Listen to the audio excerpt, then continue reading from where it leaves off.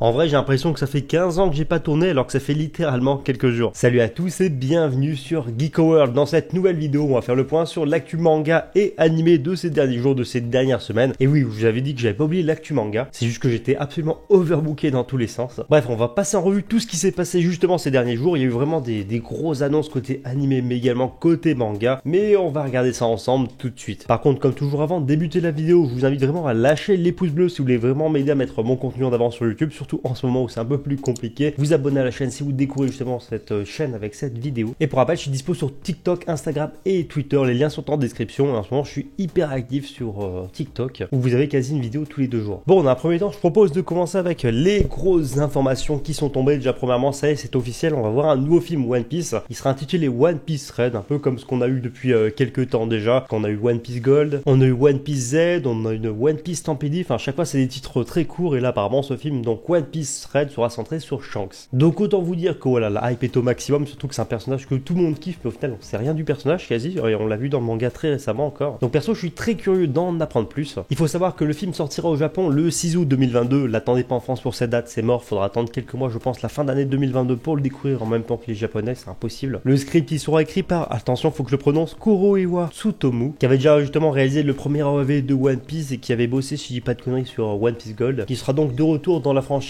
avec ce nouveau film. Et dernière information avec One Piece Red, c'est qu'apparemment ce film serait canon contrairement aux autres qui à chaque fois sont une sorte de, on va dire, d'aventure alternative à l'histoire principale. Là apparemment ça rentrerait dans le canon officiel, à confirmer, je sais plus où j'ai vu traîner la rumeur puis j'ai pas vérifié. Donc vous n'hésitez pas à le faire dans les commentaires si vous avez l'info. Toujours en rapport avec les animés, on a appris que le manga Demon Slayer qui est sorti très récemment chez Kurokawa va faire l'objet d'une adaptation en animé. La saison 6 de My Hero Academia s'est offert donc de nouveaux visuels, donc on sait toujours aucune date par rapport à la sortie de cette saison 6. Moi perso je tablerai plus sur le mois d'octobre, on va dire 2022, on verra bien. En tout cas les deux visuels sont très stylés. L'anime que perso j'attends beaucoup et qui je pense fera beaucoup parler de lui, c'est Kaku no Inasuke, A Couple of Cuckoos, qui sera diffusé courant 2022 au Japon et en France sur la plateforme Crunchyroll. C'est justement offert un tout nouveau visual art. Et comme on parle de visuel, on va rester justement sur le thème et on va parler de Shingeki no Kyojin, l'attaque des titans. On va dire la partie finale justement de la dernière saison qui s'est offert là aussi un nouveau visual art assez stylé mettant en avant Eren. Et ensuite vous l'avez sûrement vu passer, mais il y a eu un nouveau visual art pour l'anime Mushoku Tensei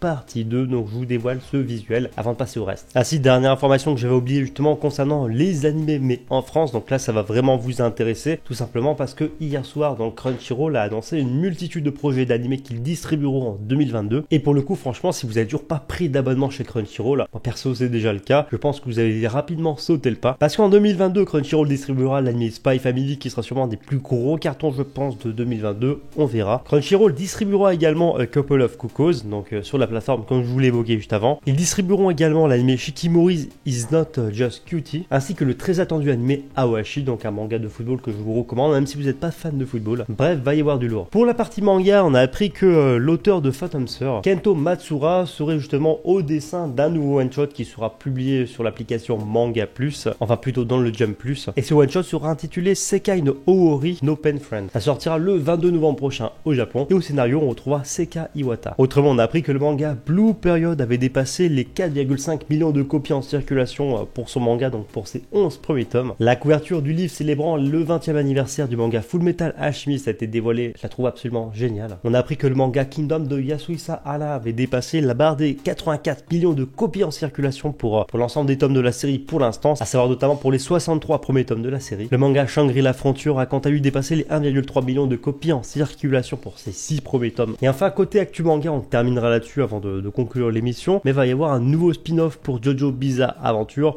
en plus de celui qui avait été récemment annoncé sur Josuke. Et ce qui est intéressant, c'est que ce spin-off dessiné par Sho Emoto, qui sortira le 18 décembre au Japon, sera dessiné donc par l'auteur de Kemono Incidents, et mettra en avant Jolene Kujo, donc la fille de Jotaro Kujo. Ça sera donc un peu une sorte de spin-off de Stone Ocean. Je suis très curieux de découvrir justement de quoi ça va traiter, surtout que le style graphique a l'air un peu particulier. Mais bon, en tout cas, on verra bien dans quelques semaines. Alors, enfin bref, voilà, c'est tout pour cette nouvelle vidéo. Comme toujours, j'espère encore une fois que ça vous a plu. Je vous invite à me dire ce que vous en pensez justement dans les commentaires par rapport à l'actu du jour. On va dire que c'est une vidéo assez complète. N'hésitez pas à partager la vidéo sur les réseaux, me rejoindre sur les réseaux également. Et sur ce, je vous dis à bientôt pour une prochaine vidéo.